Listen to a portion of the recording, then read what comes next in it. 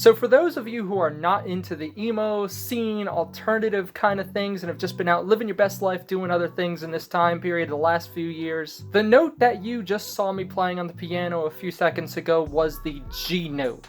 And that is the first note of the song Welcome to the Black Parade by the band My Chemical Romance. It's a very, very distinct piano line, a beautiful piano line, super creative, and in jokes and memes all over the internet, it is supposedly the thing that throws those who are fans of the band into this absolute tizzy.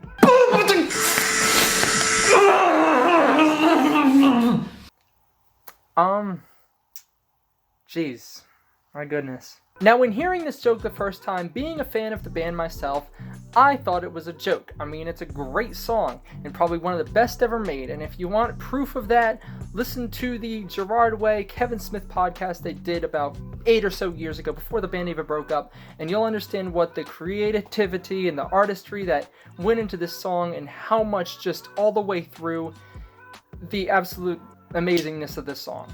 I can't underestimate it. But is it really that bad to hear the beginning of the song? After about the 500th so time of hearing this joke, I started to think, is there some truth to this all? Like, maybe not just over a single note, like is said in the joke, but is it really truly possible to be quote-unquote triggered by an actual song? Now, the word triggered can have so many meanings, it just falls under this umbrella, and I'm not referring to the one where it's like, oh, you can't play this is my safe space, that song is offensive to me. More in like, it elicits a response. It's almost reflexive in a way. Songs, in the end, bring back memories and evoke feelings that not many mediums of art can. It could be the soundtrack of a breakup, a death, a fun party. You see this a lot with Christmas songs, like it evokes that holiday seasons of years past and all the memories just rush into you. And believe it or not, I definitely have some songs personally that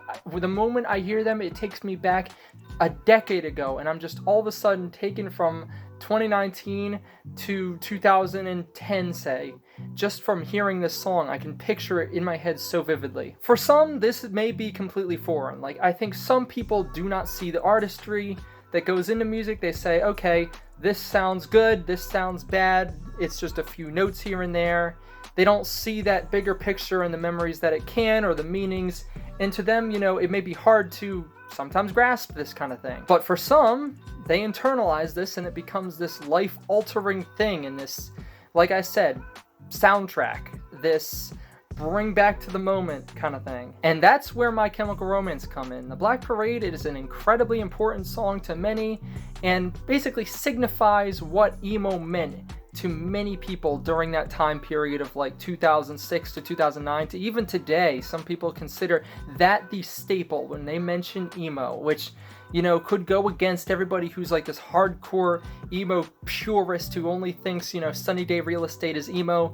But for many of the people living nowadays, they see that specific song, believe it or not, like out of every song, that is the pinnacle right there. So it makes sense that a song as important as this and as grandiose as it is would bring back a memory for someone. And for many who listen to My Chemical Romance, and I'm just going to generalize here, but with the subject matters involved in some of their songs and the things that they have talked about, it may have been during a darker time. Does it necessarily mean you're just gonna go into this hysterical state and jump through a window because of a song?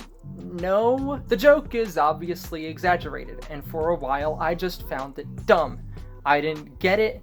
I was like, this is, I mean, for some reason said by people who are new to the band, and they're just using it, and it becomes this song that's supposed to be this great artistic piece, and they turn it into a meme. And for a while there, truth be told, I mean, my love for My Chemical Romance goes back ages, and upon hearing this, I was like, eye roll to infinity. But once I stopped being so uptight and just looked at it as, okay, you know, people are being funny, they might not even like the song, they might not even like the band, but they just hear this one thing, you know, meme culture, you gotta hit the stock prices as they rise, and many people did that within the past, I guess, 3 or so years. And it also helps that this song is just so easy to meme. Like, the notes are incredibly distinct, like, out of the ordinary distinct. Like, if somebody really wanted to, and they have no concept of music whatsoever, don't know, never play the piano, they could definitely play the beginning of this, and probably within 15 minutes to a half hour learn it, especially if they play it slowly and they don't have hearing damage or, you know, eye damage or something. Like, it's not like different songs where, like, Knives and Pens would be the D note where you can barely make it out on the guitar, or like with an MCR song, Cancer, now that I can think of it, it's not the E note because it's a chord and the root is the E.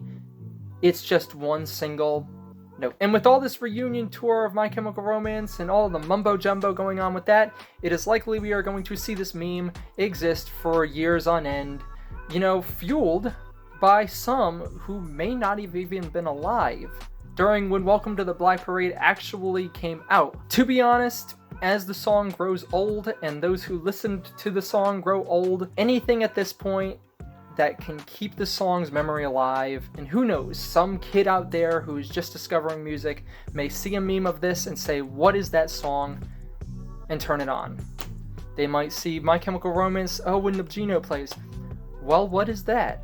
And they might turn it on, and they may become the biggest fan and start liking this amazing band. And to be honest, anything that gets them attention and can have a new generation of people discover their music, I'm 100% for, especially since they're my favorites. And I should do this super official YouTuber way, but what are your thoughts? Leave them down in the comment section below. Make sure you hit the like button and subscribe so you don't miss whenever I upload, whenever that may be, out of schedule. Could be tomorrow, it could be next year. And in the end, it's not like a simple note can really affect you. I mean, come on.